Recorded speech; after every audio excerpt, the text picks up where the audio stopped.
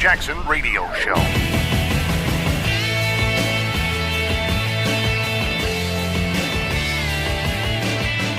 Welcome back, everybody. Kevin Jackson here. So my producers are like, we told you to talk about Trump's speech, and I'm going, well, you obviously didn't forcefully enough. And they're like, can we force you? No, you can't force me, but you can, cleverly cajole me into doing it. You can nudge me. You can say, Kevin, you were doing it to cover the speech. Whatever. I know I got sidetracked. And today I want to focus on this chick, Chanel Helm. But I do want to talk about Trump's speech a little bit because I was on TV the day after. Fox Business had me on, and they want to know my take on it.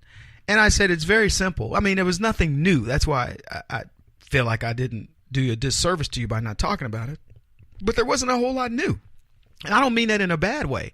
You don't have to have a whole lot new. What Donald Trump did was masterful in the sense that he took the news cycle and he said, let's go to a state that's under siege in immigration, and let's talk about the issues, and let's bring the spotlight back to me with respect to the news cycle. And he hammered CNN and MSNBC and those guys, the media. He hammered them, and that's it. And he's exactly right. Every time he does that, they have a conniption. I don't know if you saw it, but like Don Lemon was, he's trying to divide the country. The biggest divider in this country, bar none, I'm talking about since the 1860s, has been Barack Obama. There has been no more divisive president than Barack Obama. And Trump dispelled, I don't like his style. I'll be honest with you. I still don't like his style. And I'm sure most of you would agree. But I will tell you this. The dude knows he's a showman. And for the record, he's right. The media hates him. They are going after him, and the leftists are buying into the nonsense, and they're fomenting more hatred towards Donald Trump that doesn't need to be there when the guy's doing a lot. And it's funny that he comes out, he says, "Hey, this is what we've done. We've done this to the GDP." I think he said it's 2.7. Go look at the GDP during the time of Obama, and go look at it in his first 6 months or first 7 months of office. It's shocking. Trump talked about the amount of money he saved in regulations that he's taken away from businesses. He effectively covered his record while also demonizing the left, demonizing Congress, the Democrats in Congress. I got to tell you, from that perspective, masterful. See, what Barack Obama did was he would demonize the Republicans. Trump's demonizing the Democrats. He's also telling you Obamacare stinks. He is completely erasing the narrative. And let me tell you something, whether you know it or not, many eyes were on that press conference, that event. Many eyes were on that event. And I watched how the media covered one aspect, like the protesters. These protesters were mostly paid, or they were special interest groups who do not care about the laws of the land. If that's what you want to run your... if that's who you want to set your narrative, a bunch of illegals, people, he should let illegals in. That's not going to work. Donald Trump didn't get elected because he said, I'm going to let illegals come into the country for free. No, you're not coming into this country. We will, if you want to get in line the right way, and he's defining what the right way is. I want the best of you. And we're not taking your dregs. And the only way you're going to get in is you're going to have to bring a skill set. And it may be too onerous, and you may want to stay home because guess what? Your country needs you. I mean, from that perspective, it was all masterful. It was quintessential Trump in his delivery, and I don't have a problem with it anymore. I used to go, God, if Trump could just speak, more Reagan-esque, it's not going to happen. Get over it. Lewandowski's got a book coming out. Let Trump be Trump. He's right. Let Trump be Trump. But the message resonated.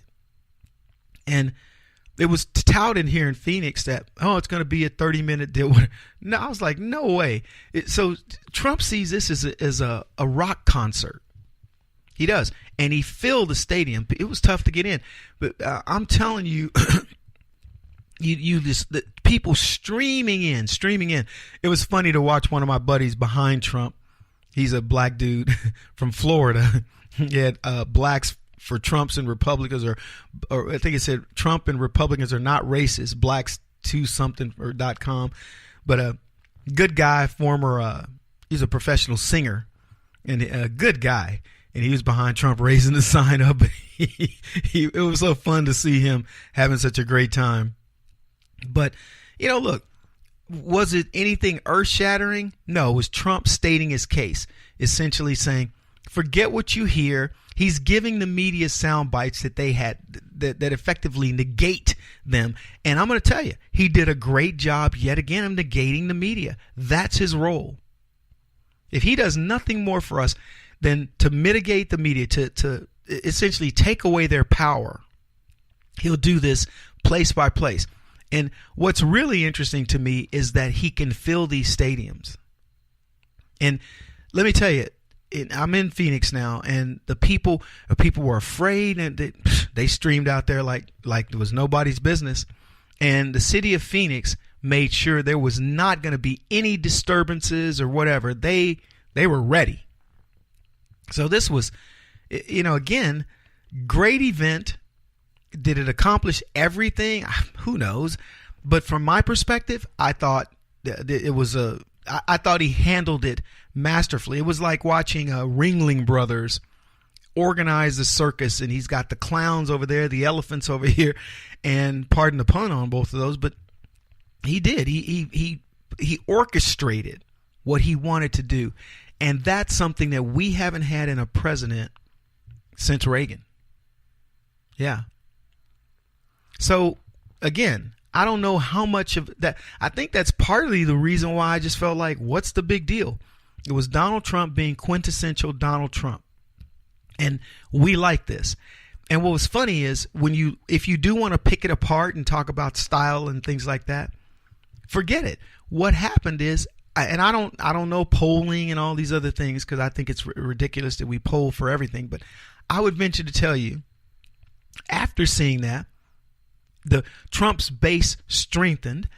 I would venture to tell you, every single time Donald Trump goes on TV and he does this, he's slowly starting to win over moderates and leftists who have been stuck on pomp and circumstance. They have an idea of what a president is supposed to be like.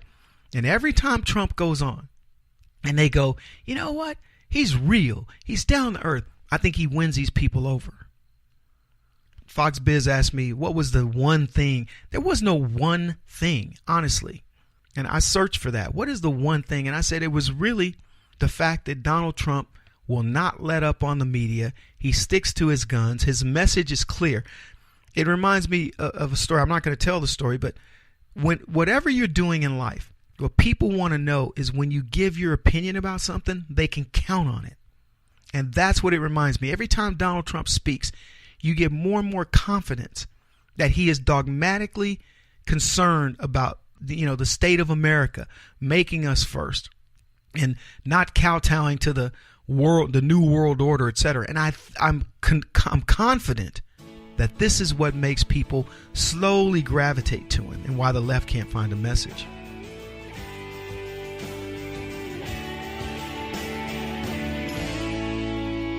This is the Kevin Jackson Radio Show.